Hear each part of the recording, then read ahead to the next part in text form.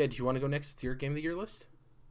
Yeah, let's do it. So I have a couple honorable mentions as well. So let me swing through those really quick. First of all, Telltale's Batman. Um, Talked about it a ton already. Really, like, great Telltale game. Absolutely, despite some technical issues. Next on the list, Fire Emblem Fates. Played, man, I can't even remember what the two of them are called. I played the one that's easier. Conquest Birth. and Birthright? Yep, Yeah. Birthright. That was what I played. Really cool. Super. I mean, I was brand new to that whole genre. So I had fun. The story was engaging. The gameplay was interesting. So next on the list, Battlefield 1. So I just wanted to point this out. Even though I didn't play the actual game, I probably put about 8 to 10 hours into just the beta. And that says a lot, being that it was just one map and two game modes that I played all that time in one single 24-hour day. So that tells you something. Maybe I should have bought that game, but that tells you a little bit about, how I felt about it at the time. So next on the list, Fallout 4's DLC. So there were, I think, 4 different DLC packs, 3 of which I played. There was one about some robots. I can't remember what they called that. That was pretty good. But the Piece de Resistance, Far Harbor, awesome. Bahaba. Yeah, that was a great piece of DLC. Really big, whole giant new section of the map. Story that was more interesting than most of the other story that was going on in Fallout 4. So really enjoyed that. And then Nuka World was actually probably my favorite piece of DLC for Fallout 4. Giant theme park they put you in called Nuka World. Just tons of personality and life going on in that place. I thought it was really fun. So the last piece of DLC, I didn't even touch the vault building Okay, yeah. hubbub. I never got into any of the crafting or any of the base building stuff in that game. The crafting of like guns and armor was really cool, but I didn't really go near any of the other building stuff beyond what they required in the game. So I had no interest in that one really. But overall, Fallout 4 wrapped up in a big old box of all this DLC and everything else. Awesome game. Was it worth the season pass? I think so, especially because I got it. It's crazy to me that they actually raised the price of their season pass from $30 to $50, right around when they were going to drop the first piece of DLC. And then they told people that was going to happen like a week before they actually raised the price. Yeah. Which was probably a good strategy because a lot of people were probably like me and said, "Oh shit, well I'm going to buy that season pass now."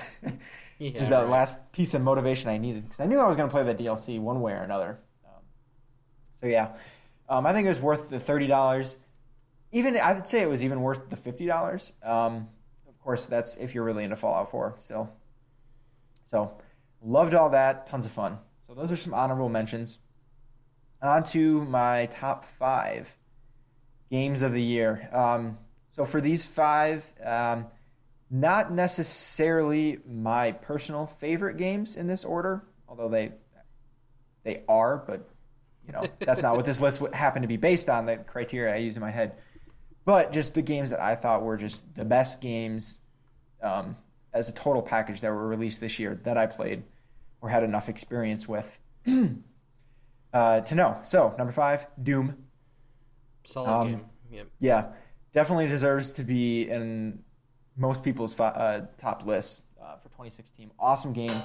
There's not much I can think of to say is bad about this game. It does everything it wants to do, and it does it very well. And it does not shy away from the fact that it's a Doom game. Yep. And it's awesome in that sense. What do they call it? Glory kills are super satisfying. Even after 8 to 10 hours of playing the campaign, those still were satisfying. Even though you're seeing them over and over again, it still was so much fun. So Doom was a great game. You mentioned multiplayer was a little lackluster. I never even went near it. But that's, had it been a little more positively received, I might have ended up, checking it out. Well, that maybe it could have moved it higher on the list, but I'm not too worried about it. I don't necessarily detriment it based on that, but that's one thing that it could have had that if it were amazing multiplayer, that could have pushed it higher up. But also, I think another big part of it that not many people talk about is, so a lot of people love Halo, and they love the single player, and they love the multiplayer, and a lot of people love Forge. The thing with Doom is that it had a snap map mode, which allowed you to make your own maps and game modes and stuff like that. And I think that's very, it's going under the radar. I think a lot of people aren't talking about that because the single player is so solid and the multiplayer is so lackluster. But snap map is a third mode, and it's a very strong mode. And it's for people who love that universe and love those tools. And there's people making awesome stuff with it, you know? Just like when you give anybody tools and they're that invested, they're going to come up with some really cool stuff, i.e. Griffball in Halo. So, yeah, I agree with you. Doom was a solid game. It's funny because people tend to forget how long that game was in development, and people were actually kind of worried, and this was the first signs of Bethesda not giving out review copies right away, and the game turned out to be great. So, yeah, I think Doom's a solid game. I'm happy to see it on your list. So, I'm glad you point out the snap map stuff because I didn't go near that either. But from the sounds of it, yeah, it's not getting the attention it deserved. So. Let's see. Next on the list, number 4, Dishonored II.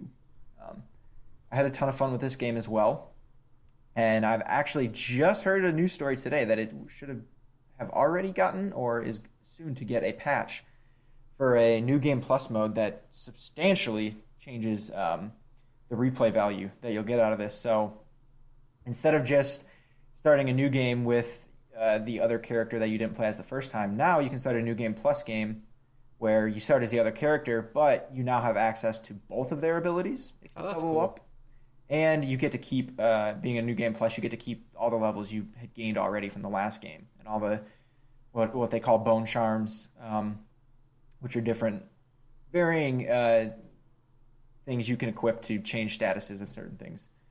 That's about the best description you could give them. And then all the runes you get to keep that actually gave you your level. So cool that stuff carries over, and I think that, to me, that you asked me a while back, a couple weeks back, if I was going to get back into this game for a second playthrough anytime soon, and my answer was probably not soon, but I do want to eventually. And after hearing about that, I'm like, yeah, I want to get back into this now. Super good incentive to keep playing the game. Probably helps with keeping people from selling it secondhand, that kind of stuff too. So, but I've said it before, Dishonored 2, awesome game. The level of freedom it gives you to do literally everything it's phenomenal. It's hard to explain it. I've not played a game that gives you that same feeling of freedom in everything you want to do. There's, for each mission, there's 5 different ways you can reach that outcome or more or less, but then there's 10 different ways that you can do each of those 5 different things. It does something that I don't think many games have achieved. So, no regrets having that number 4 on the list here. Number 3, Gears of War 4. I absolutely love this game, dude. Like, you and Jordan need to pick this up. I don't know how much you were into these games previously, but I loved all the other games except I never played Judgment. But 1 through 3, I absolutely adored. So I knew, this was one I didn't even plan on playing this year. I told myself I was going to wait till it dropped. It went on sale to pick it up, but I couldn't help it. And shortly after it came out, I was like, oh, I need to play this. Like, I just have to. And thank you, Microsoft, for making your first-party games available on PC so I could do so. Yep. That's an awesome thing they did. I was skeptical about how it... You didn't have to buy a whole new console to play it. You're just like, oh, I got to buy it and play it on my PC, so... Yeah, no, when they first announced that, I was kind of skeptical of whether or not it was smart for them, like profit-wise. But I could care less, and if nothing else, even if they're losing tons of money, they're building a whole ton of goodwill on that. Yep. But I don't think I think it's a great decision by them, and I'm sure it will, in the long run, help them tremendously. So, Gears of War, super fun game, same gameplay that I was already so in love with. A couple tweaks, a couple new guns, and a few added features, nothing crazy. But in 4, the story was way more engaging than any of the previous games. Even, the whole thing with Marcus and Dom and whichever one's wife it was, and something went on. Point being, I don't even hardly remember it all. Yeah. Whereas in 4, I felt the story was much better. The way they kept Marcus around as that sort of mentor figure. No spoilers. I'm not going to say if something does or doesn't happen to him. I don't know. Well, I do know, but you don't if you didn't play it. But yeah, super fun game. And I don't know if I pointed this out before, but the very last mission of the game, one of the best missions in Probably not up to that one in Titanfall that you keep pointing out, but the last mission of Gears of War 4, they reward you in such a great way for playing through that whole game. I don't want to say too much, but it's really cool what they did with this last mission. A little bit different than most games in that sense, but I don't want to give it away. So, number 2 on the list, Dark Souls 3. Now, this was where I had to make a choice between 2 and 1. But Dark Souls 3, honestly, probably the best Dark Souls game, Soulsborne, whatever.